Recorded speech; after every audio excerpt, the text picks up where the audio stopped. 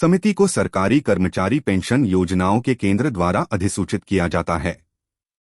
अपनी सिफारिशों पर पहुंचने के लिए पैनल अपनी प्रक्रिया और प्रणाली विकसित करेगा, जिसमें राज्यों को शामिल करना भी शामिल है।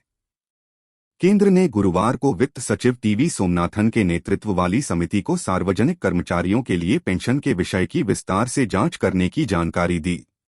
यह तब होता है जब कई राज्य अपने कर्मचारियों की पेंशन योजनाओं को नई पेंशन योजना (एनपीएस) से पिछले वाले में बदल देते हैं।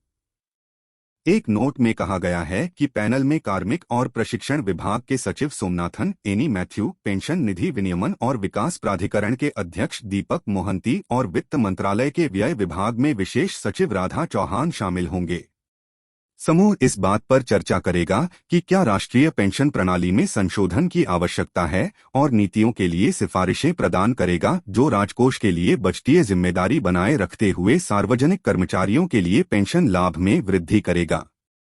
अपने सुझावों के साथ आने के लिए राज्यों के साथ बात करने सहित पैनल अपनी प्रक्रिया और संरचना तैयार करेगा।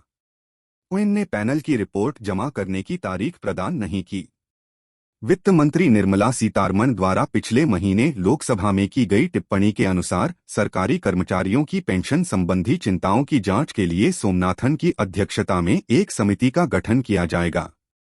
वित्त विधेयक पर चर्चा करते समय सीतारमण ने टिप्पणी की, मैं पेंशन की समस्या को देखने और आम नागरिकों की सुरक्षा के लिए बजटीय अनुशासन रखते हुए कर्मचारियों की मांगों को पूरा करने वाली योजना विकसित करने के लिए वित्त सचिव के अधीन एक टीम गठित करने का प्रस्ताव करती हूं।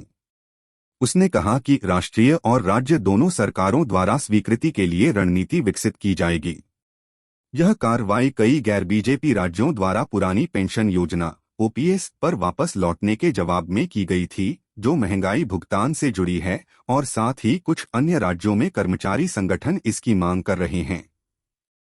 पुरानी पेंशन योजना पर वापस जाने के अपने इरादे के बारे में केंद्र को सूचित करते हुए राजस्थान, छत्तीसगढ़, झारखंड, पंजाब और हिमाचल प्रदेश की राज्य सरकारों ने भी एकत्र किए गए एनपीएस कोष को वापस करने के लिए कहा है। सेवानिवृत्ति पर ओपीएस अपने सदस्यों को निर्धारित पेंशन प्रदान करता है। पेंशन भुगतान उनके हाल के टेक होम वेतन के आधे के बराबर है। इस बीच एनपीएस एक निवेश आधारित पेंशन योजना है। एनपीएस अंशदान से किए गए निवेश में ऋण और इक्विटी लिखत शामिल हैं। नतीजतन यह निर्धारित आय प्रदान नहीं करता है, बल्कि इसके बजाय मजबूत दीर्घकालिक रिटर्न प्रदान करता है, जो एक बड़ी एकमुश्त राशि और नियमित आय का उत्पादन करता है। राज्यों को राष्ट्रीय सरकार द्वारा राज्य कर्मचारियों के लिए नए एनपीएस खातों में प्रत्येक वर्ष योगदान की जाने वाली राशि के बराबर राशि से उधार लेने की अनुमति दी गई है। ओपीएस में वापस जाने वाले राज्यों को अधिक उधार लेने की जगह नहीं मिलेगी। गारंटीकृत पेंशन योजना जीपीएस, जिसमें ओपीएस और एनपीएस घटक शामिल हैं, का सुझाव आंध्र प्रदेश द्वारा इस अवधि में दिया गया है। अप्रैल 2022 में तत्काल लागू की गई योजना राज्य सरकार के कर्मचारियों को बिना किसी कर के उनके सबसे हाल के मूल वेतन के 33% के बराबर गारंटीकृत पेंशन प्रदान करती है। इसके लिए उन्हें हर महीने अपने मूल वेतन का 10% योगदान देना होगा और राज्य सरकार इसकी बराबरी करेगी।